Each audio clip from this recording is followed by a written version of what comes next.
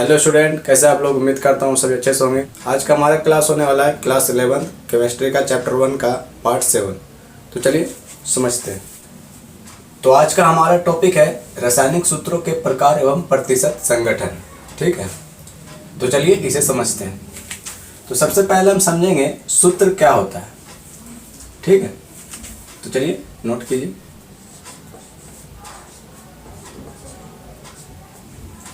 सूत्र को इंग्लिश में कहते हैं फॉर्मूला। ठीक है,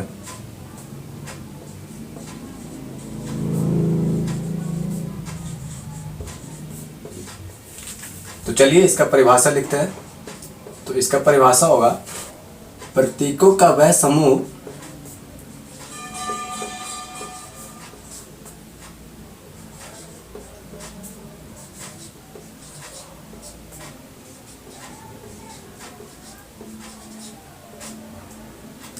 जो किसी पदार्थ के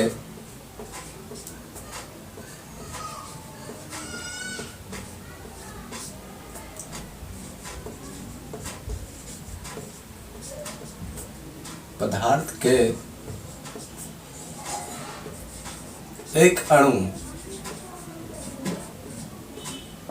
अणु को दर्शाता है।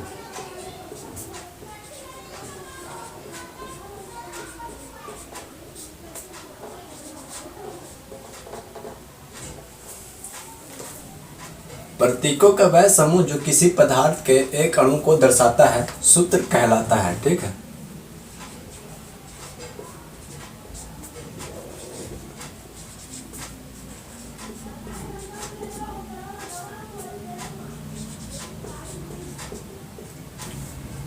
ठीक है। तो चलिए समझते हैं। जैसे कि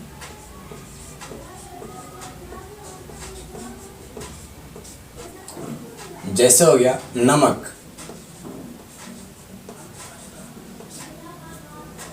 नमक को NaCl कहा जाता है। ठीक है, नमक का सूत्र क्या होता है? NaCl। ठीक है, NaCl का पूरा नाम होता है सोडियम क्लोराइड। तो चलिए इसको लिखते हैं।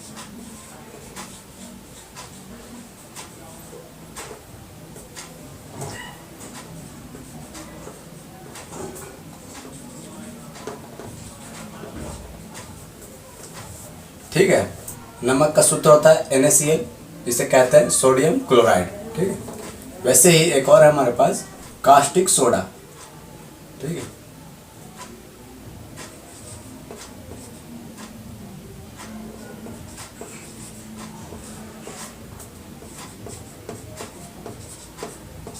कास्टिक सोडा का सूत्र होता है NaOH। ठीक है, इसको कहते हैं सोडियम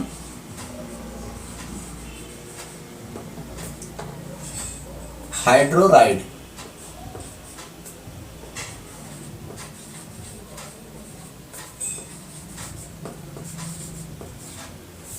ठीक है, तो कास्टिक सोडा का सूत्र होता है NaOH। ठीक है, इसे कहते हैं सोडियम हाइड्रोराइड।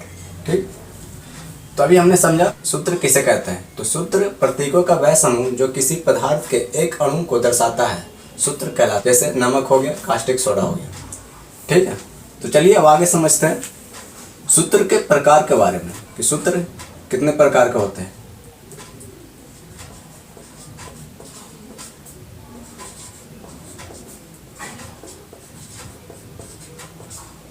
सूत्र के प्रकार इंग्लिश में लिखेंगे इसे टाइप्स ऑफ फॉर्मूलाज।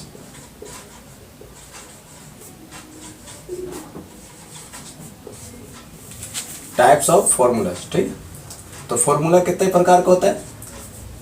तो सूत्र 3 प्रकार का होता है। ठीक है, तो चलिए लिखते हैं। तो पहला हो गया हमारे पास मूलानुपाती सूत्र।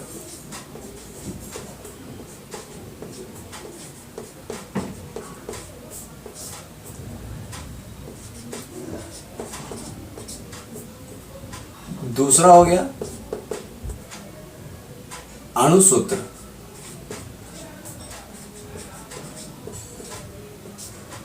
और तीसरा हमारे पास संरचना सूत्र।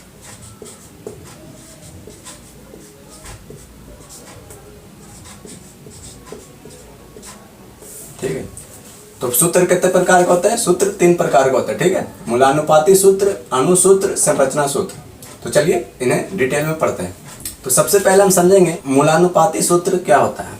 तो ठीक, चलिए समझते हैं।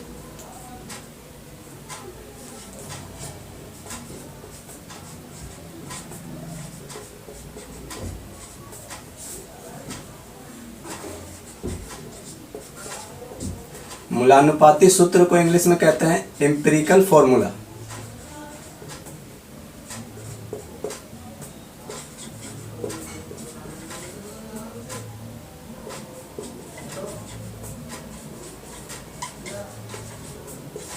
मूलानुपाती सूत्र को इंग्लिश में कहते हैं एम्पिरिकल फॉर्मूला, ठीक है। तो चलिए इसका परिभाषा लिखते हैं।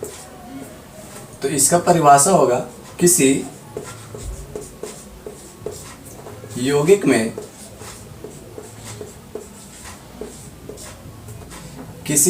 का वह रासायनिक सूत्र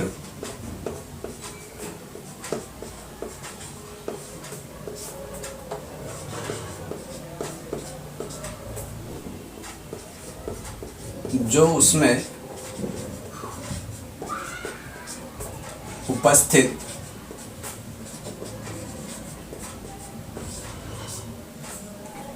विभिन्न तत्वों के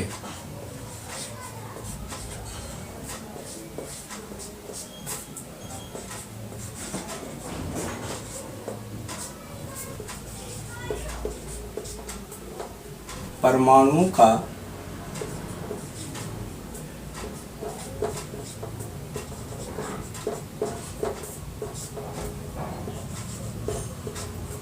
सरल पूर्णांक, ठीक है,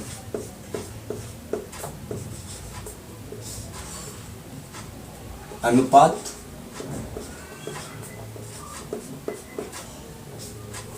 को प्रदर्शित करता है।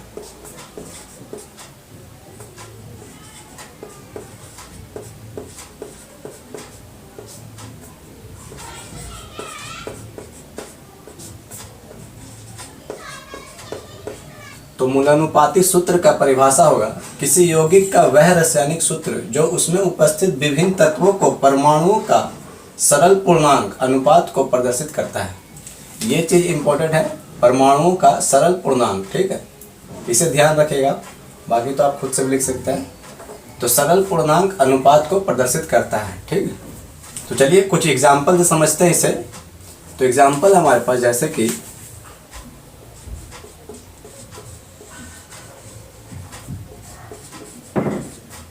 एग्जाम्पल, तो पहला हमारे पास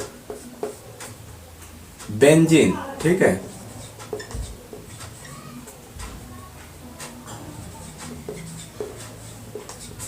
तो जैसे कि हमारे पास एक अणु है बेंजीन, ठीक है। तो बेंजीन का फॉर्मूला होता है C6H6, ठीक है। तो बेंजीन का फॉर्मूला है C6H6। तो इसका मूलानुपाती सूत्र ज्ञात करना है हमें, ठीक है।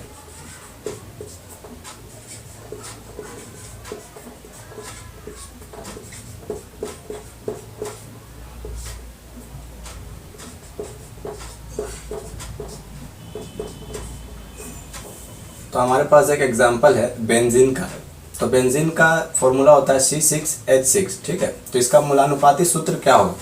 तो इसका मूलानुपाती सूत्र कैसे निकालते हैं? तो चलिए इसे समझते हैं। तो मूलानुपाती सूत्र निकालने के लिए सबसे पहले हम इनको निकालेंगे C6H6, ठीक है। तो कार्बन कितना हमारे पास 6 और हाइड्रोजन कितना हमारे पास 6, ठीक है। तो ये 6 को हम काटेंगे तो 6 एकम 6 और 6 एकम 6, ठीक है। तो हमारे पास कितना आएगा? तो इसका मूलानुपाती सूत्र होगा कार्बन 1 हो गया और हाइड्रोजन 1 हो गया, ठीक है। तो इसका मूलानुपाती सूत्र होगा CH, ठीक है। तो बेंजीन का मूलानुपाती सूत्र होता है CH। तो इसको कैसे निकालते हैं? पहले कार्बन कितना हमारे पास 6, ठीक है। कार्बन कितना 6, तो 6 लिख देंगे। हाइड्रोजन कितना 6, तो 6 लिख देंगे। इनको काटेंगे 6 एकम 6, 6 एकम 6, तो 1 1 आ जाएगा हमारे पास। कार्बन 1 और हाइड्रोजन 1। तो बेंजीन का मूलानुपाती सूत्र होता है CH, ठीक है। तो चलिए कुछ और एग्जाम्पल समझते हैं। तो दूसरा हमारे पास, तो दूसरा है ग्लूकोज, ठीक है। तो दूसरा है ग्लूकोज। ग्लूकोज का फॉर्मूला होता है C6H12O6।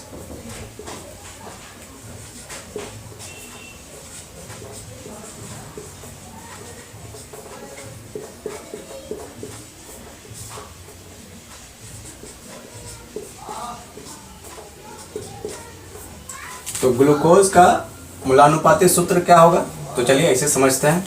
तो सबसे पहले हमें लिखना है कार्बन कितना हमारे पास, कार्बन 6 है तो 6 लिखेंगे। हाइड्रोजन कितना है, हाइड्रोजन 12 है तो 12 लिखेंगे। ऑक्सीजन कितना है 6 तो 6 लिखेंगे, ठीक। तो चलिए इन्हें काटते हैं।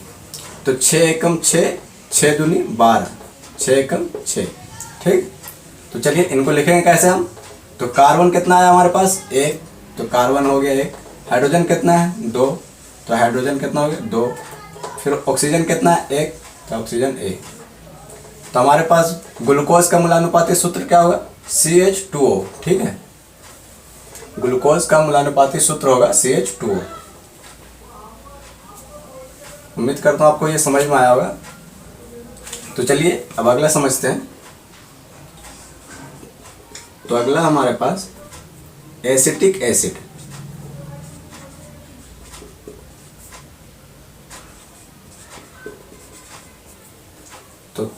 तो अगला हमारे पास एसिटिक एसिड, ठीक है। तो इसका फॉर्मूला होता है CH3COOH, ठीक।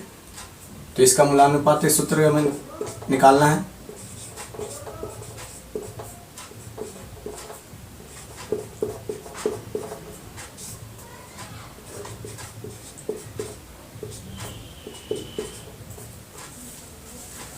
तो एसिटिक एसिड का फॉर्मूला होता है CH3।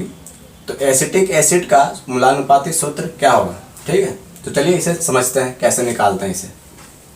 तो सबसे पहले हम देखेंगे कि हमारे पास कार्बन कितना है। तो कार्बन यहाँ पे है, कार्बन 1 और 1 2, तो ठीक है। तो यहाँ पे 2 लिखेंगे।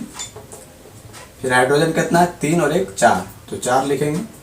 और ऑक्सीजन कितना है 2, तो 2 लिखेंगे, ठीक है। तो 2 एकम 2, 2 दूनी 4, 2 एकम 2, ठीक। तो हमारे पास कितना आ गया 1 2 1। तो चलिए इसे लिखते हैं। तो कार्बन हो गया 1, हाइड्रोजन हो गया 2 और ऑक्सीजन हो गया 1, ठीक है। तो इसका भी सेम ही है। तो मूलानुपाती सूत्र एसिटिक एसिड का और ग्लूकोज का दोनों का मूलानुपाती सूत्र समान है, ठीक है। इसका भी CH2O है, इसका भी CH2O है। तो अभी हमने समझा मूलानुपाती सूत्र को कैसे निकालते हैं, ठीक है। तो चलिए आप समझते हैं अणु सूत्र क्या होता है।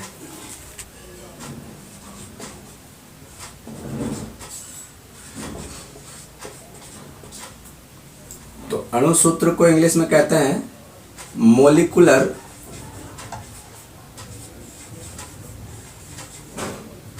फॉर्मूला,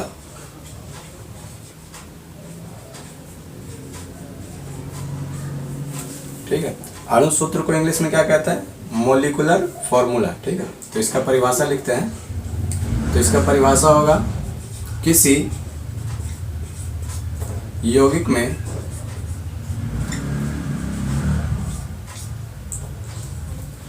किसी यौगिक का वह रासायनिक सूत्र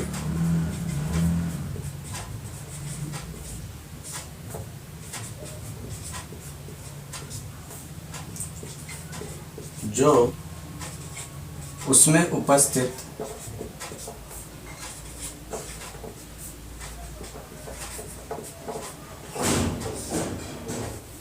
विभिन्न तत्वों के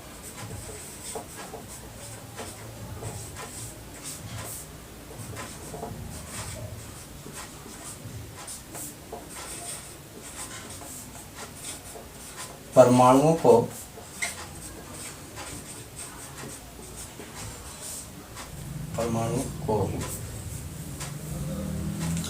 किसी यौगिक का वह रासायनिक सूत्र जो उसमें उपस्थित विभिन्न तत्वों के परमाणुओं को वास्तविक संख्या में प्रदर्शित करता है। तो दोनों का परिभाषा सेम ही है, बस यहाँ पे सरल पूर्णांक में है और यहाँ पे वास्तविक। कुछ कुछ बातों का हमें याद रखना है, ठीक है। ये तो आप भी लिख सकते हैं किसी यौगिक का वह रासायनिक सूत्र, तो इसमें भी वही है किसी यौगिक का वह रासायनिक सूत्र, तो दोनों समान ही है, बस कुछ बातों का डिफरेंस है, ठीक है।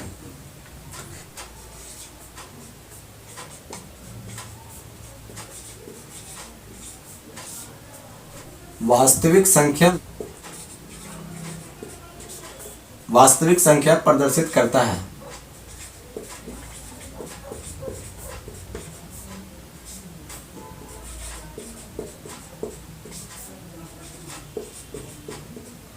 किसी यौगिक का वह रासायनिक सूत्र जो उसमें उपस्थित विभिन्न तत्वों के परमाणुओं को वास्तविक संख्या में प्रदर्शित करता है। तो दोनों का परिभाषा समान है, बस कुछ बातों का डिफरेंस है, जैसे यहाँ पे सरल पूर्णांक है, यहाँ पे वास्तविक संख्या प्रदर्शित करता है, ठीक। तो बस माइनर सी डिफरेंस है, आपको बस यही याद रखना है, ठीक है। ये तो आप बना सकते हैं, बस ये आपको ये डिफरेंस याद रखना है कि यहाँ पे क्या है और यहाँ पे क्या अंतर है, ठीक है। तो चलिए इसे कुछ एग्जाम्पल से समझते हैं। तो एग्जाम्पल है हमारे पास,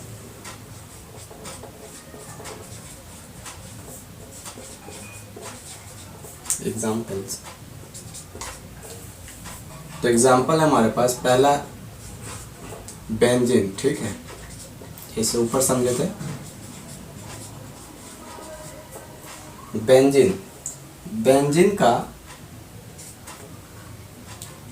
बेंजीन का फॉर्मूला होता है, बेंजीन का सूत्र होता है C6H6, ठीक है। तो इसका अणु सूत्र निकालना है। बेंजीन का फॉर्मूला होता है C6H6, तो इसका अणु सूत्र क्या होगा? बेंजीन का अणु सूत्र,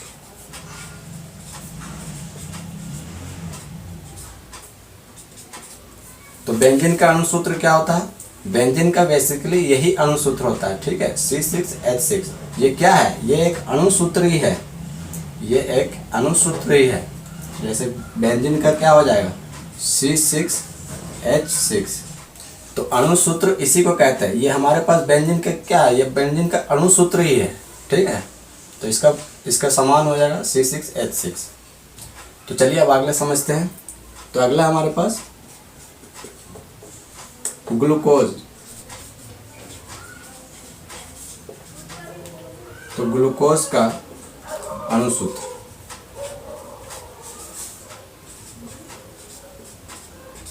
तो ग्लूकोज का अणु सूत्र क्या होगा? तो ग्लूकोज का अभी हमने पढ़ा, ग्लूकोज का क्या होता है? C6H12O6। तो ये क्या है? ये एक अणु सूत्र ही है। मूलानुपाती सूत्र तो ऐसे ये हो गया, ये एक अणु सूत्र ही दिया हुआ है हमें, ठीक है। तो इसका अणु सूत्र क्या होगा? तो इसका अणु सूत्र होगा C6H12O6। तो ग्लूकोज का अणु सूत्र है C6H12O6, ठीक है। तो अगला हमारे पास एसिटिक एसिड।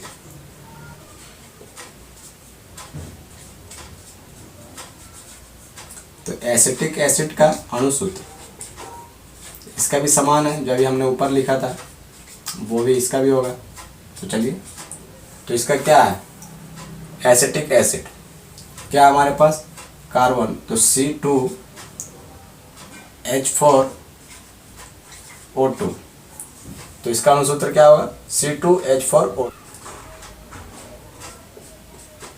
जैसे कि जल का भी हमें अणु सूत्र ही दिया होता है। जल का अणु सूत्र क्या होता है? जल का अणु सूत्र,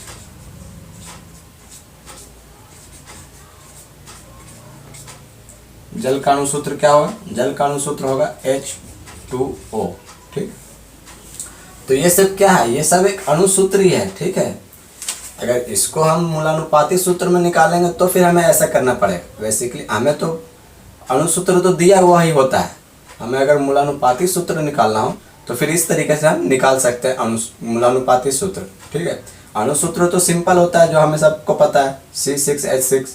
बेंजीन का हो गया C6H6, ग्लूकोज का हो गया C6H12O6, एसिटिक एसिड का हो गया C2H4O2, और जल का तो हम सबको पता ही है H2O।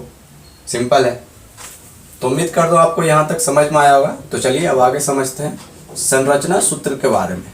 ठीक है, तो अभी हमने पढ़ा मूलानुपाती सूत्र और अणु सूत्र के बारे में। तो चलिए अब समझते हैं संरचना सूत्र क्या होता है। ठीक है, तो चलिए इसे नोट कीजिए। तो हम लिखेंगे यहाँ पे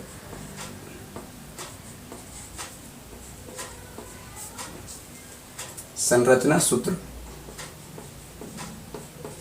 संरचना सूत्र को इंग्लिश में कहते हैं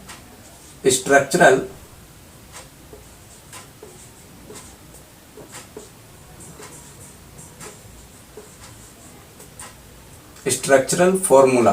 ठीक है,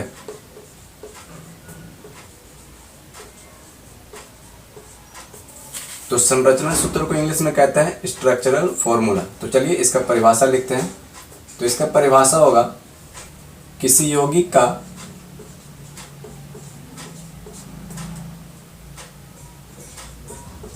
इसका भी परिभाषा समान ही है, बस कुछ ही डिफरेंस होगा जो आपको याद रखना है। ठीक है, किसी यौगिक का वह रासायनिक सूत्र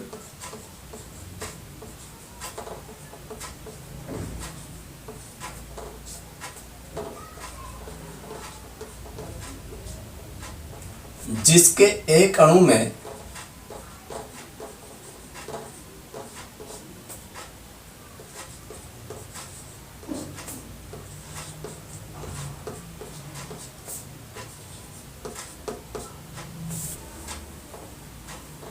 उपस्थित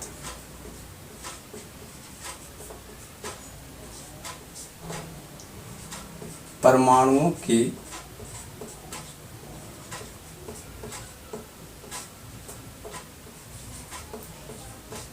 व्यवस्था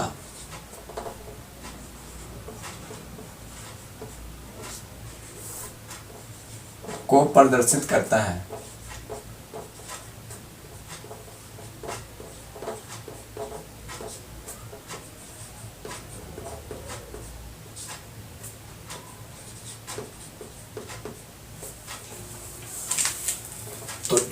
तो संरचना सूत्र क्या होता है? किसी यौगिक का वह रासायनिक सूत्र जिसके एक अणु में उपस्थित परमाणुओं की व्यवस्था को प्रदर्शित करता है।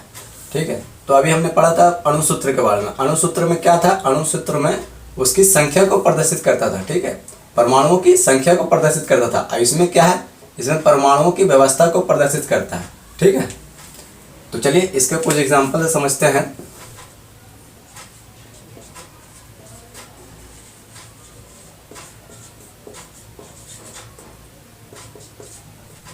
तो संरचना सूत्र क्या होता है, तो इसका एक एग्जांपल से समझते हैं। जैसे कि मीथेन है हमारे पास, मीथेन। मीथेन का सूत्र क्या होता है? मीथेन का सूत्र होता है CH4। ठीक है, तो इसका हमें निकालना है संरचना सूत्र। मीथेन का संरचना सूत्र।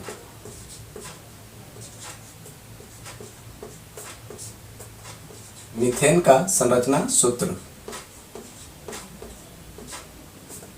तो इसका संरचना सूत्र क्या होगा? तो चलिए इसे समझते। तो संरचना का मतलब क्या होता है कि ये कैसे बना हुआ है, इसका स्ट्रक्चर क्या है इसका। तो ठीक है, तो चलिए इसको वैसे समझते हैं।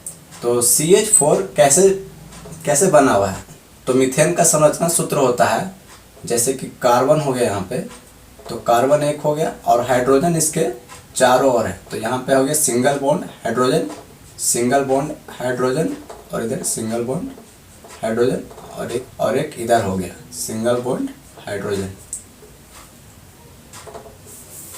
ठीक है, तो मीथेन का संरचना सूत्र होता है ऐसे। ठीक है, कार्बन एक बीच में है और इसके चारों तरफ एक एक हाइड्रोजन है। ठीक है, तो सिंगल बॉन्ड एक एक हाइड्रोजन से जुड़ा हुआ है। तो ये हो गया, तो ये है मीथेन का संरचना सूत्र। ठीक है, तो चलिए अब आगे समझते हैं। अगला हमारा एसिटिक एसिड।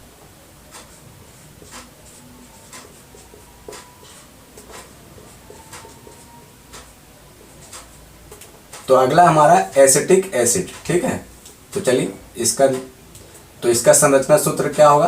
तो चलिए इसको समझते हैं। इसका सूत्र क्या होता है? एसिटिक एसिड का सूत्र क्या होता है? CH3। तो एसिटिक एसिड का ये होता है सूत्र। तो इसका संरचना सूत्र क्या होगा? तो एसिटिक एसिड का संरचना सूत्र,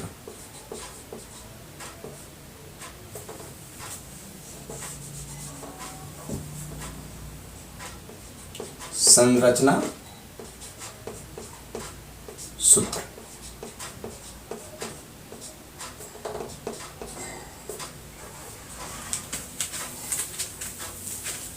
तो एसिटिक एसिड कैसे बना हुआ है, इसका संरचना कैसी है, तो चलिए इसको समझते हैं।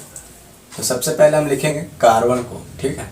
तो कार्बन हो गया हमारे पास, और यहाँ पे हो गया हाइड्रोजन, फिर यहाँ पे सिंगल बॉन्ड हाइड्रोजन, ठीक है।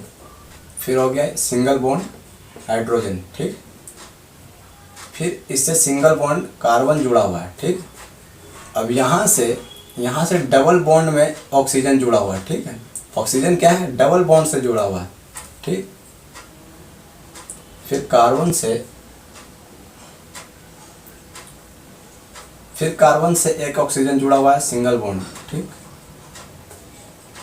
और इससे एक जुड़ा हुआ है हाइड्रोजन।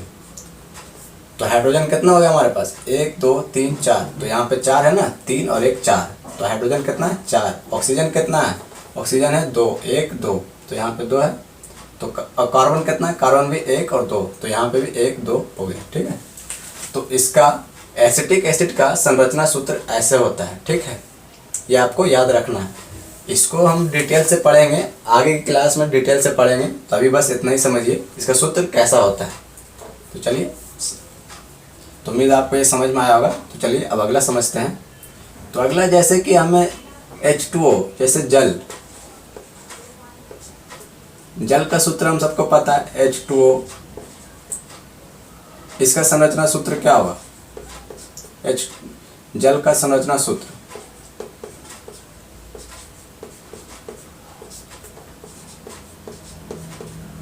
तो जल का संरचना सूत्र क्या होगा? ये तो सभी आसानी से बता देंगे। तो चलिए इसको नोट कर दें। तो यहाँ पे हो गया ऑक्सीजन हो गया एक, यहाँ पे सिंगल बॉन्ड हो गया, ये हाइड्रोजन हो गया, और एक हाइड्रोजन नीचे हो गया, ठीक।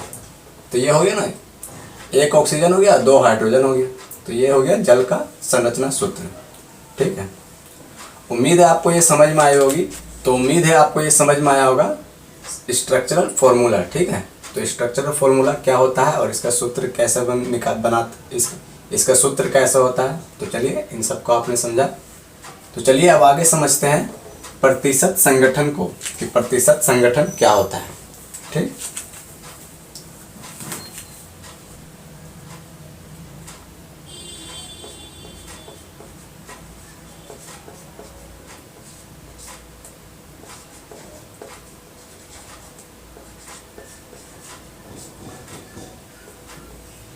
प्रतिशत संगठन का इंग्लिश होता है परसेंटेज ऑर्गेनाइजेशन, ठीक है।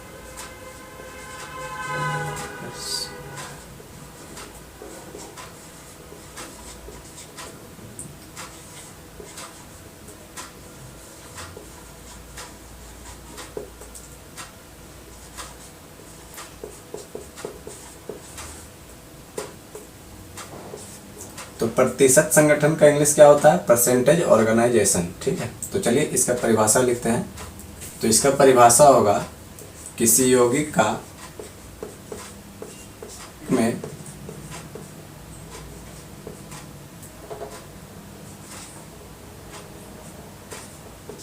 यौगिक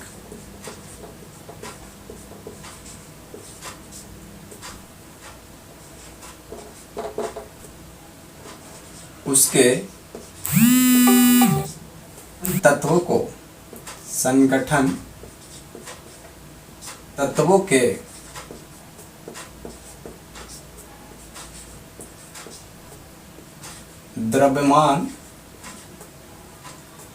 के द्रव्यमानों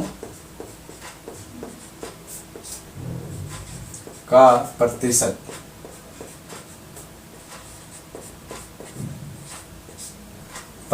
मात्रा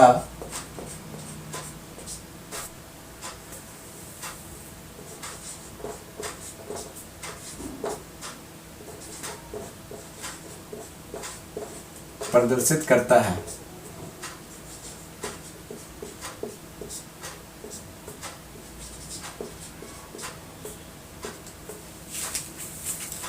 तो प्रतिशत संगठन का परिभाषा होगा किसी यौगिक में उसके संगठन तत्वों के द्रव्यमानों का प्रतिशत मात्रा को प्रदर्शित करता है।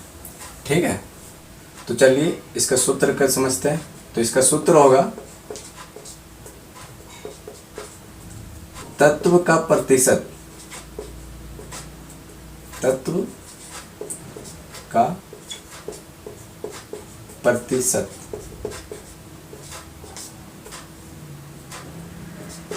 बराबर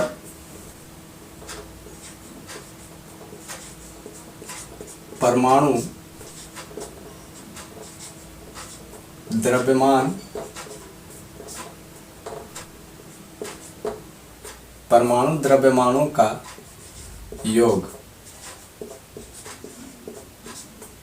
गुणा में 100। तो बट्टे में क्या आएगा, में आएगा अणुभार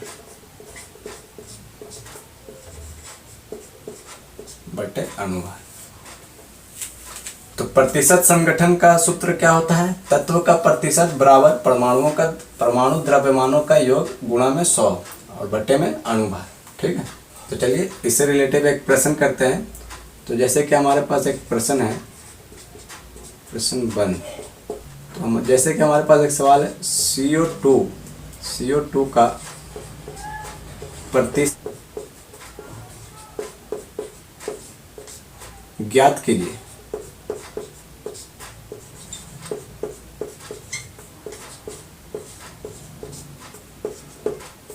CO2 का प्रतिशत ज्ञात कीजिए। तो चलिए इसको कैसे निकालते हैं तो इसे समझते हैं। चलिए, तो CO2 का प्रतिशत कैसे निकालेंगे, तो सबसे पहले हम लिखेंगे कार्बन और ऑक्सीजन। तो कार्बन का अणुभार कितना होता है, 12। ठीक है, और ऑक्सीजन का अणुभार कितना होता है, 16। तो फिर हम नीचे लिखेंगे CO2 का अणुभार बराबर 12 प्लस 16 गुणा में 2। तो हमारे पास कितना आएगा, 12 हो गया प्लस 32 हो गया। तो हमारे पास टोटल कितना हो गया, 12 और 32 कितना हो गया, इज इक्वल टू 44। तो CO2 का अणुभार कितना हो गया, 44 हो गया। ठीक, तो अब हमें कार्बन का प्रतिशत निकालना है। कार्बन का प्रतिशत,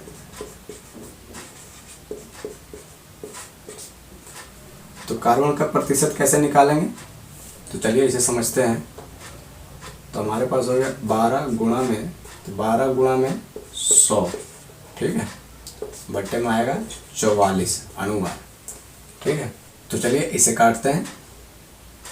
तो 12 कटेगा 6 बार में, 44 कटेगा 22 बार। ठीक, और ये 6 कटेगा 3 से और 22 कटेगा 11 से। ठीक है, तो हमारे पास कितना आ गया, 300 बट्टे में 11। तो 300 बट्टे में 11, इसको प्रतिशत में कन्वर्ट करेंगे तो कितना आएगा, तो इसको प्रतिशत में कन्वर्ट करेंगे तो हमारे पास आएगा 27.27%। ठीक है, तो कार्बन का प्रतिशत कितना है, 27.27% तो कार्बन का प्रतिशत हो गया 27.27% तो हमें अगर ऑक्सीजन को निकालना पड़े तो फिर हम इसी को माइनस कर देंगे। तो ठीक, तो चलिए ऑक्सीजन का प्रतिशत निकालते हैं। ऑक्सीजन का प्रतिशत,